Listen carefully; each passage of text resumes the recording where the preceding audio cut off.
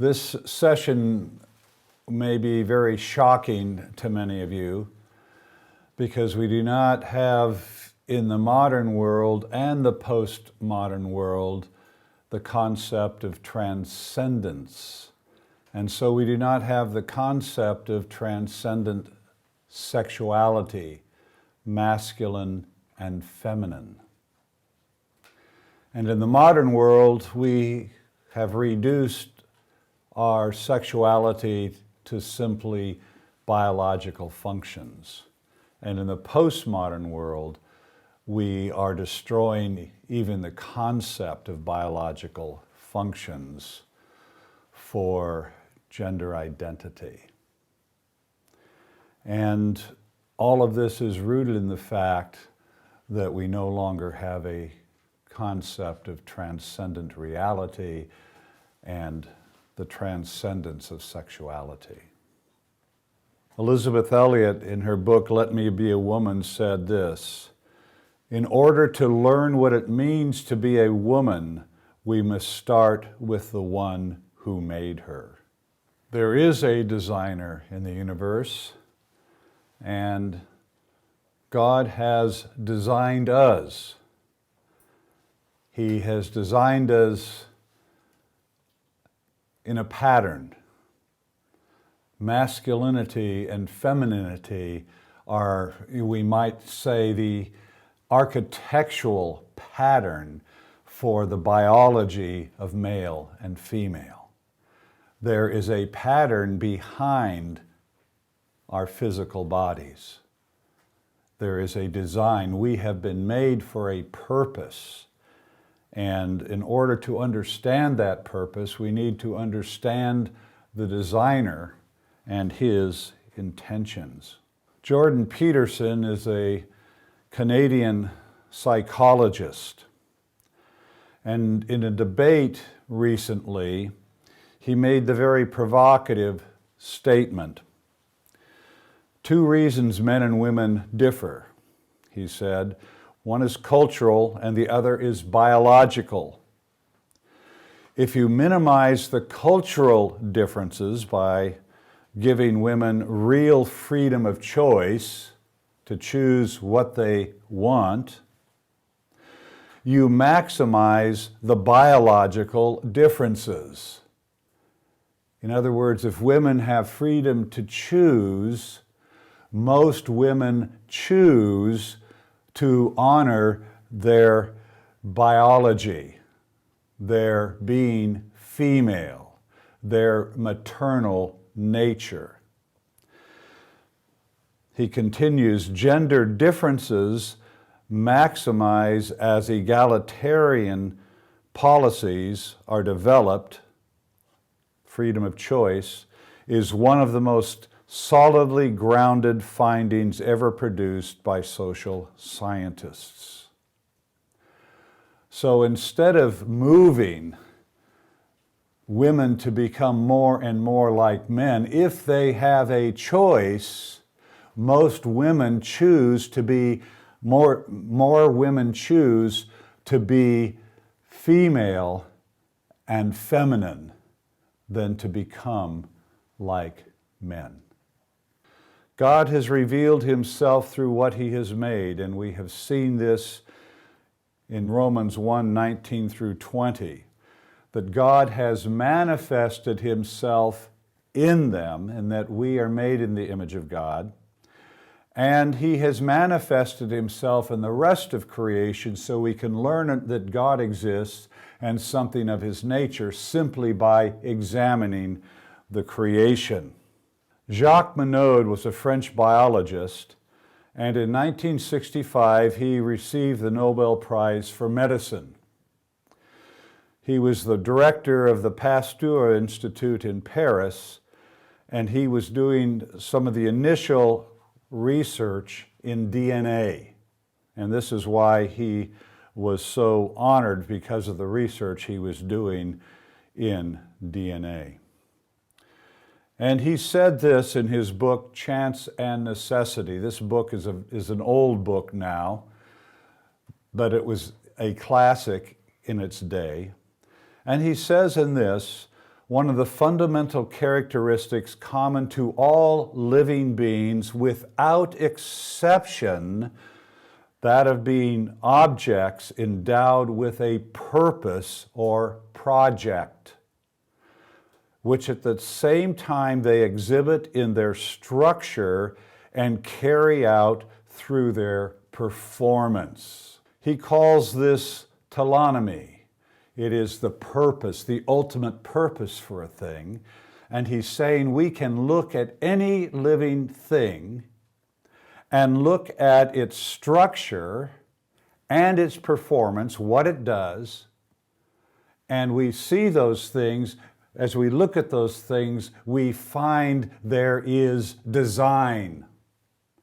There is a designer, because you cannot have design without a designer. So simply looking at creation, you don't need to listen to the Bible to say that we are made for a purpose. You can simply look at living organisms and determine they have a purpose by their design and by their function. God is the designer. God has an imagination. And He has made us to have an imagination. He has had the ability to imagine the universe. In a sense, if you look at the universe, God's imagination ran wild. When you look at all the diversity, all the grandeur, all the beauty, God had an imagination and it ran wild, and then He made what He imagined. The glory, beauty, and detail of creation all bear witness to His existence, to His character, and to His imagination. Male and female are God's idea. Since creation, our sexuality has stemmed from the transcendent architectural design to reflect and pursue a purpose. We have built into our bodies, male and female, a design. And that design is for a purpose. Built into our biology and physiology makeup are female and male. Our structures and the things that we do, our performance, fulfill their design and purpose.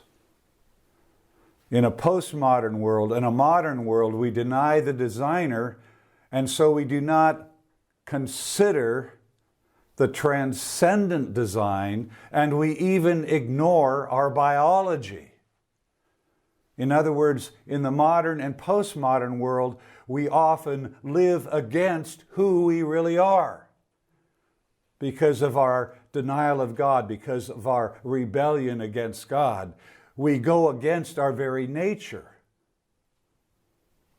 Setting the Bible aside, just examining, looking at what it is to be male, what it means to be female, we can come to understand something of our purpose, something for our reason of existence. But because we deny God, we don't look objectively at who we are. We believe a lie, and then we warp our lives to fit within that narrative of a lie, and we are diminished. Alan Snyder, in his book, If the Foundations Are Destroyed, said this: the biblical concept of individuality can be stated succinctly. God has created all things distinct and unique for a specific purpose. He has given an identity to all parts of his creation, whether material objects, animals, or human beings. So we are unique. We are all human beings. Some of us are female, some of us are male.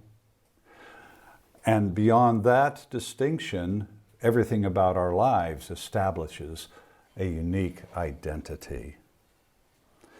But when you separate the physical from the transcendent, the physical loses its meaning. We no longer understand what it is and what it is for. Men and women share the same being, made in the image of God, and at the same time, they were made for complementary purposes, different functions, different purposes. And that is our glory. It is not a curse. It is our glory. Today, moderns deny God and thus have no anchor for the transcendent design and purpose of masculine and feminine that they observe. In his book, Jacques Monod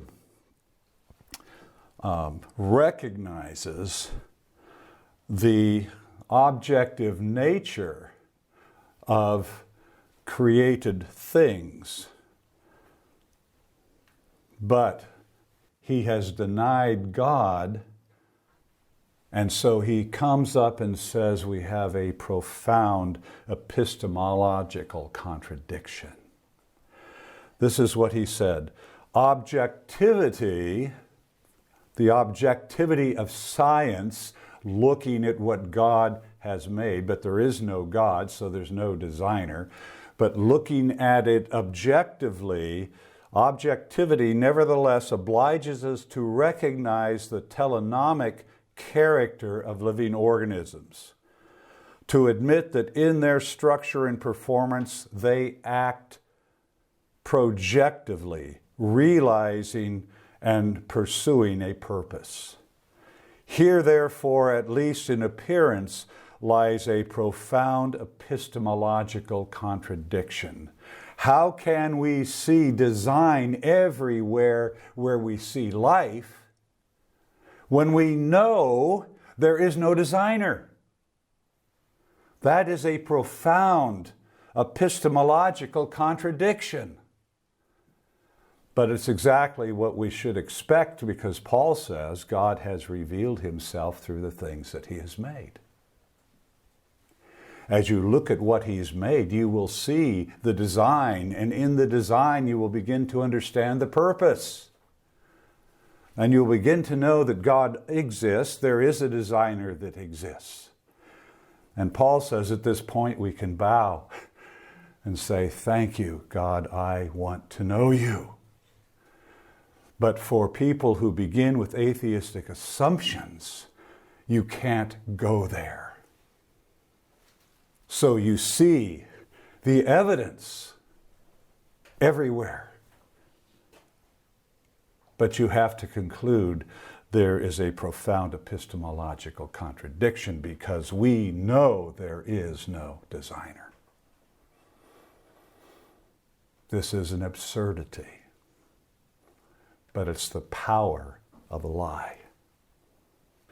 Postmoderns not only deny the transcendent purpose, they deny biology. When you were born, don't identify a person as a boy or a girl, a male or a female. We cannot trust that, because it is what their feelings inside tell them that's what they really are. And if a little girl feels like she's really a boy, then we can use chemicals and surgery to turn her into a male. this is an absurdity. But when you deny God, you deny design, and you deny purpose and objective reality. So there are similarities and dissimilarities between men and women. And the similarities, we are made from the DNA, the same DNA. Eve was taken from Adam's rib. We are of one blood. The book of Acts says, and hath made of one blood all nations of men. We all have the same blood coursing in our bodies. In creation, we are the image of God. In the fall, we are equally sinners. In redemption, we are equally recipients of God's grace. And at the consummation, we will all be raised to the same glory if we are in Christ. Both represent God. We are vice-regents, male and female vice-regents, kings and queen vice-regents, stewards of creation. And he gave us both the co-responsibility of the creation mandate to form families, to populate the earth, and then to develop the creation. Both men and women, we have physical bodies, we have a brain, we have a nervous system to perceive the world. We have eyes to see, ears to hear, mouths to taste, noses to smell, skin to feel and touch, both men and women. We have internal capital. We have intelligence. We have creativity to think, emotions to feel. We have a will to establish our moral volition, and we have the responsibility to make moral choices which not only shape our lives, but will shape the world around us. All of these things we have in common and more because we are human beings. But there are dissimilarities, and this is what the modern feminists and postmodern feminism denies the dissimilarities. They say, no, we are equal, therefore we are the same, therefore we are interchangeable. And this thinking, tragically, has permeated the church. It's permeated the church. The postmodern mind and the modern mind have permeated the church. Sometimes you'll hear me say, if the church does not disciple the nation will disciple the church. And the church has been discipled by modernism and is now being discipled by postmodernism. Suzanne Venker, the maternal feminist, has said this: feminists accomplish their goal by assuring women their biology is no different from a man's. They agree that men and women have different sex organs. That's modern feminism, but not postmodern feminism. But they claim there's nothing else that separates the sexes. Postmodern feminists even deny the reality of biology and differing sex organs. This is feminism. There is no difference. And this is all ideologically driven. It's not based in reality. There are two types of dissimilarities. There's individual human uniqueness. There is no one in the world like you. There's no one in the world like you. Is not now and never has been and never will be. You, as a human being, are one of a kind. And then there are sexual distinctions based on design, and that's what we want to look at right now. Psalm 139, 13 through 16 says, I praise you because I am fearfully and wonderfully made. Your works are wonderful. I know that full well. We are beautifully and wonderfully made by the designer, by the creator, and we are beautifully and wonderfully made for a unique purpose. There are unique external characteristics of our being human.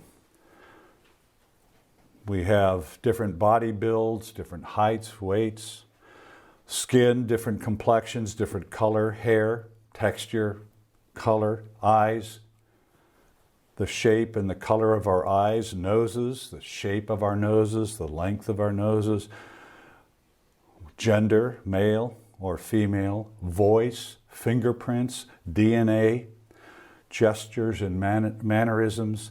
These are all external characteristics. And then there are unique internal characteristics. We think differently, we have different feelings, we make different choices, we imagine and create different things, we have different natural giftings and spiritual giftings. So both our external being and our internal being, there are unique characteristics.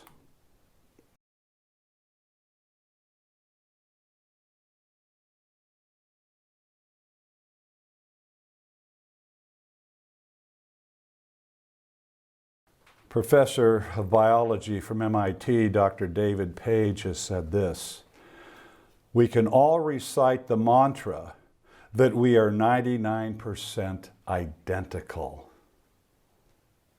But the reality is that the genetic differences between male and female absolutely dwarf all other differences in the human genome. We are human beings. We are all the same in that we are human beings. Wow. Celebrate this. But it's the difference that makes each one of us so unique. I think one of the very important things that we should remind ourselves is to celebrate the way we have been created. It's not about giving women dignity. It's about to celebrate it because we already had. And something that's also for a man is to understand that, you know, when God created female after the male, it's not about values or one less than the other, but how we can celebrate together, you know, and have this great design. You know, so for me, to have that understanding, I can celebrate. And if I enjoy being a woman, you know, and have men that also celebrate the fact that we are women not to be used, women are not for sale, women is to be, you know, like a completion, you know, because God created us as human to celebrate creation. At the Weizmann Institute in Israel, where they do molecular genetic research, last year there was a paper published from this institute, and this is what it said. The two scientists, I won't try to say their names, the two researchers who did this looked closely at around 20,000 protein coding genes. 20,000 genes, and they sorted them by sex and searching for difference in expression in each tissue. They eventually identified around 6,500 genes with activity that was biased towards one sex or the other in at least one tissue. For example, they found genes that were highly expressed in the skin of men relative to that of in a woman's skin, and they realized that these were related to the growth of body hair Gene expression for muscle building was higher in men, and that for fat storage was higher in women. It's not just two different sex organs. 6,500 in each of us.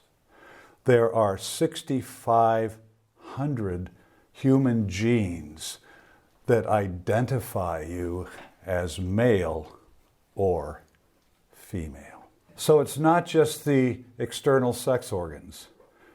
Oh, if you feel like a male and you're female, if you have surgery, that's only dealing with the sex organs.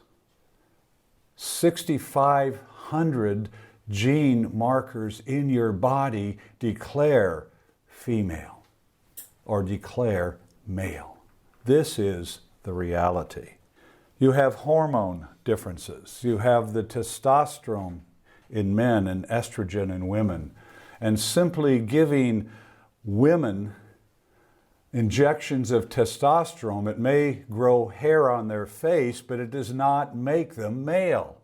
Male, on average, have denser, stronger bones, tendons, and ligaments, which allow for heavier work. Women have thicker layer of subcutaneous fat that acts as insulation and energy reserve. It gives women more endurance over the long haul than men. There is a difference in the peripheral nervous system.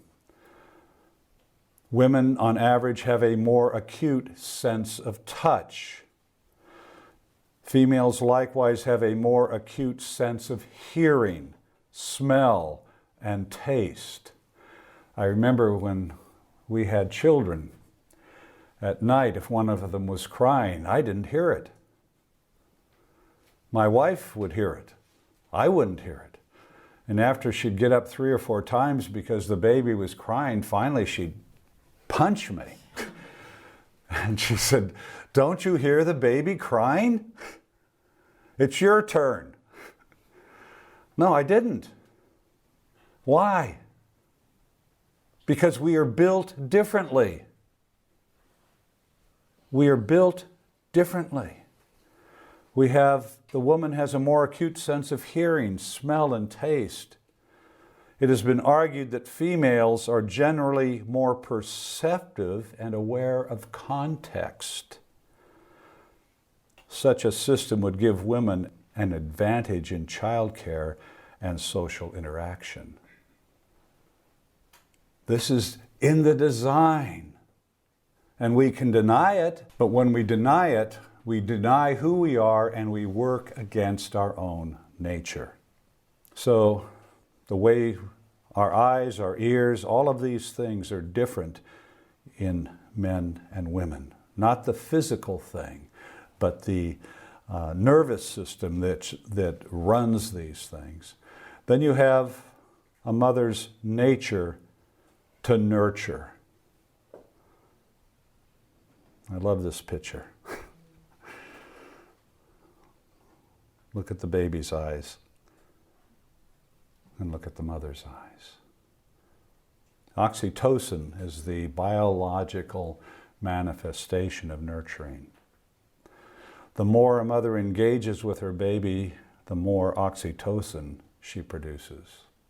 And the more oxytocin she produces, the more she bonds with her child. In other words, the more you love your baby, the more you can love your baby. This is why the first 1,000 days are so important. And when feminist culture says, no, your importance is found in your work, have your baby and as soon as you can, put it into a daycare facility. That's the best thing. No, that is not the best thing. You have been made to be a mother. And the baby has been made to have a mother who is present.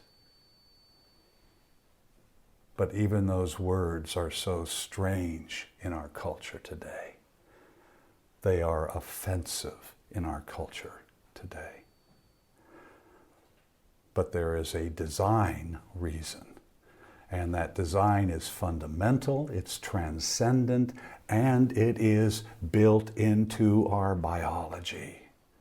We can look with science at how we are biologically made, and we can determine what our purpose is simply by looking at the design that's there. The limbic system. And this is the threshold to set off responses in the limbic system that differ between males and females. Here we find the mother's aggression is established by this system. Females respond to impending danger or harm to their offspring. Why? Because they were designed to do this. And the system in their body, there's a biological system that makes this the way they function. Mothers are often more protective and aggressive in intervening on a child's behalf than a father.